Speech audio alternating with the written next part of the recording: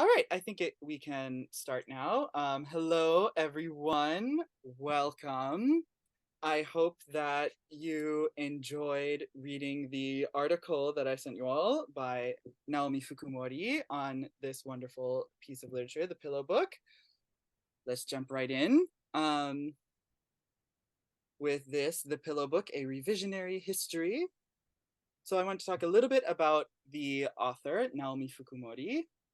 Naomi Fukumori is a scholar of Heian period and Kamakura period court literature, both poetry and prose. She received her bachelor's from Harvard University and her PhD from Columbia, and she has particular interest in issues of women's writing, history, and narrative, and the dynamics among patronage, literary practice, and canonization in pre-modern literature. And one of the big books that she's working on right now, or that she's finishing up, is Sei Shonagon's Pillow Book and the Poetics of Amusement. So she has done a lot of writing and a lot of research on this work. And according to my professor, Professor Vincent, that a lot of you got the privilege of meeting, one of our earlier meetings, she is like the best scholar of the Pillow Book that exists right now. So yeah, and I'm very excited to talk about this article with you all. So, just as a little reminder, I wanted to outline some of the really important people again. Of course, Sei Shonagon, the authoress, who is working under the patronage of, or in the salon of Empress Teishi. I could not find a picture of her, unfortunately. She does not have artistic rendering of herself, which we can discuss later on based on what Fukumori wrote about in her article. We of course have Emperor Ichijo, Empress Teishi's husband, who shows up a couple of times. We also have the two brothers, Fujiwara no Michitaka and Fujiwara no Michinaga. Michitaka being the older regent who is Teishi's father, and Michinaga being Teishi's uncle, but having his own daughter and his own children and his own lineage that he's trying to push forth. And he eventually becomes the most powerful Fujiwara regent that has ever existed. And it is under his patronage that Murasaki Shikibu writes the tale of Genji later on. So just wanted to give a little reminder about those people. Oops, I wanted to again talk about how she referenced the four variants of the Pillow Book, the Sankanbon and Noinbon manuscripts, and the Maedakebon and Sakaibon manuscripts, and how most people believe that the Sankanbon and Noinbon organization of the manuscript is more traditional to what Sei Shonagon herself wrote. So that's what Fukumori did most of her research on. But I want to highlight that again.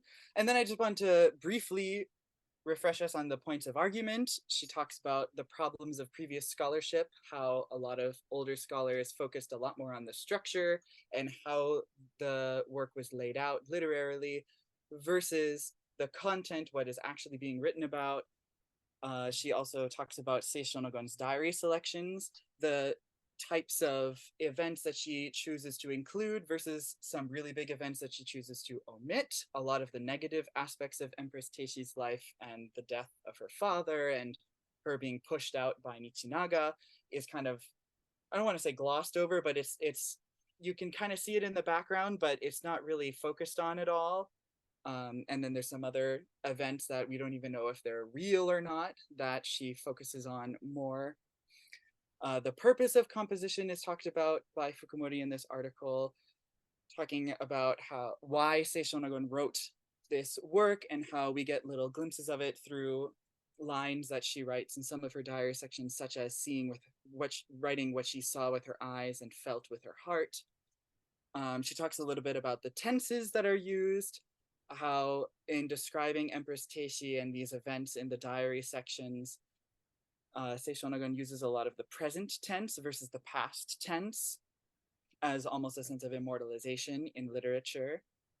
She talks about which diary selections were written before versus after Michitaka's death, and some of the events that she talks about before versus after Michitaka's death. A lot of it is written after Michitaka's death, and a lot of the events that she highlights happen after Michitaka's death. And then at the end, she has a little section on Hitachinosuke, the very kind of grungy, laughable poor nun character that comes in, and Amaro, the poor dog, and how they're kind of symbols of the potential future of the ladies in waiting, and how they're pushing that aside by laughing at it and scoffing it because they don't want to accept it as their own. And yeah, that's pretty much all I have for my slides. I'd love to jump in to the discussion and see what you guys thought of the article and, any thoughts. Yes. So next time we are going to move on to this work, which is the Tawazugatari, or the Confessions of Lady Nijo, as translated by Karen Brazel. And the Tawazugatari is very interesting. First of all, the title translates literally as an unasked for tale, which can be rather comical, but when you look at it from the perspective of classical Japanese, Tawazu is not just like, oh, nobody asked for this. It's nobody asked for this in the sense that, like, you really have to get it off your chest. You really have to tell someone about this, which is why I really like Karen Brazel's choice of calling it the Confessions of Lady Nijo. But this is written after the Heian period, a couple hundred years after the Heian period, in the Kamakura period, and in fact, actually towards the end of the Kamakura period. It's written in the year 1306, and it covers the years 1271 to 1306 by a woman that we know as Lady Nijo in this book, but is also, I think technically her name is Nakatada Masatoin no Musume, the daughter of Nakanoin Masatada.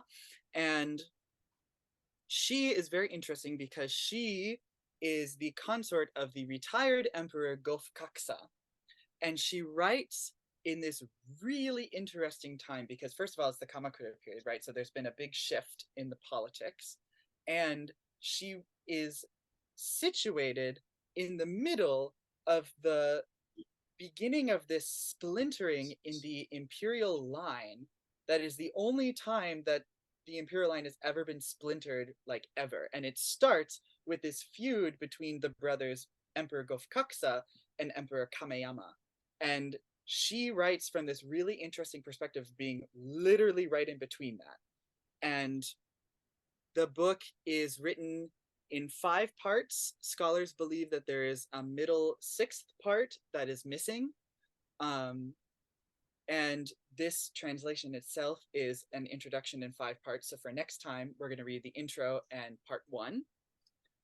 And I had these questions that I wanted you guys to think about while we were reading the whole work, which is, 1, can we analyze the Tawazugatari the same way we do Heian period works, despite the fact that it's written in a different time period? And I say that because when you read it, you're going to see it really sounds familiar. At least the literature, the writing style itself, you can tell she's really coming out of this tradition of high up court women writing down their diaries, writing down their lives in this work. But can we really treat it the same way that we treat the other works of Murasaki Shikibu and Sei Shonagon and the mother of Michitsuna? Because it is written in a different time. Another question I want you to consider: how does Lady Nijo pay tribute to her genre while also transforming it?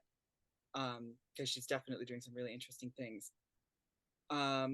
What reasons could there be for the lack of reception history, which I mentioned it very briefly in the beginning, but this book is really interesting because if you ask Japanese people about it, compared to The Tale of Genji and the Pillow Book, they will not know what you're talking about, because the Tawazugatari was lost to history almost as soon as it was written, and it was discovered on accident in 1940 in the imperial records because it had been categorized under, like, geography. And so this scholar kind of was looking through and found it and decided to take it home and look at it. And as soon as he started reading it, he realized, oh my God, this is something completely different. And because of the war, it took a while for it to get published. It was eventually published in Japan, I believe, initially in the 50s, and then an annotated version in the 60s. And it wasn't until Karen Brazel translated it in the 70s that we had an English version. So, as we're reading, it'd be interesting to think about, what reasons could there be for this lack of reception history? And then also, how trustworthy is Lady Nijo as an author?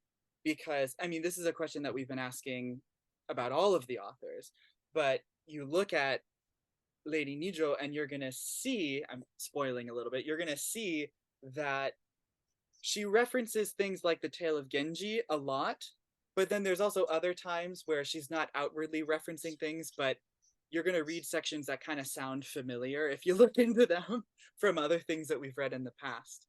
So, yeah, that's the things that I want you to consider. I'll send this out in the follow-up email as well so that you have a hard copy of the questions.